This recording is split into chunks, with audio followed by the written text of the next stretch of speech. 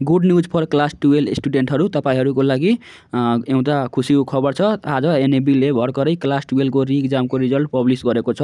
अब तपाईहरूलाई त्यसको रिजल्ट कसरी हेर्ने हो म यसमा सम्पूर्ण जानकारी गराउन गइरहेको छु। तपाईहरू यस च्यानलमा नयाँ हुनुहुन्छ भने सब्स्क्राइब गर्नुहोस्, लाइक गर्नुहोस् अनि आफ्नो प्यारो कमेन्ट गर्नुहोस्। सबैको रिजल्ट चाहिँ शुभ आओस्। अब म तपाईहरूलाई धेरै ढिला नगरिकन कसरी हेर्ने रिजल्ट क्लास 12 को इक्जामको रिजल्ट म बताउन गइरहेको छु। कृपया लास्टसम्म हेरिदिनु होला। सबभन्दा पहिला आफ्नो मोबाइलको स्क्रिनमा आउनुहोस्। आएपछि तपाईहरू आफ्नो गुगल या क्रोम ब्राउजरबाट पनि हेर्न सक्नुहुन्छ। गुगलबाट म हेर्न कोसिस गरिरहेको छु। गुगलमा गएपछि तपाईहरू यहाँ सर्च बारमा यहाँ लेख्नुहोस् www.ntc.net.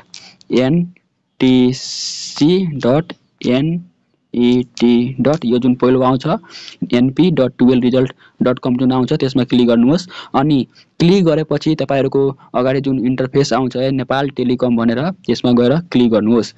यो क्लिक गरेपछि अब जुन इन्टरफेस आइरहेको छ यहाँ लेखेको छ national examination board class 12 supplementary result 2082।